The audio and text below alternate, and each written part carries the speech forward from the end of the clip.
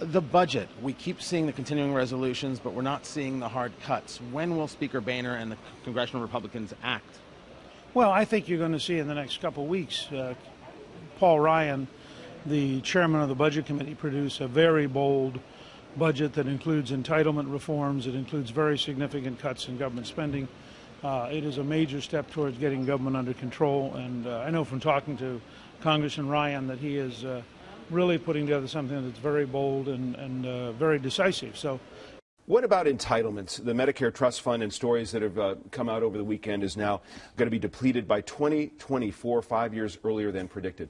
Do you think that Republicans ought to buck the public opposition and really move forward to completely change Medicare, turn it into a voucher program where you give seniors some premium support and so that they can go out and buy private insurance? I don't think right-wing social engineering is any more desirable than left-wing social engineering. I don't think imposing radical change from the right or the left is a very good way for a free society to operate. I think we need a national conversation to get to a better Medicare system with more choices for seniors.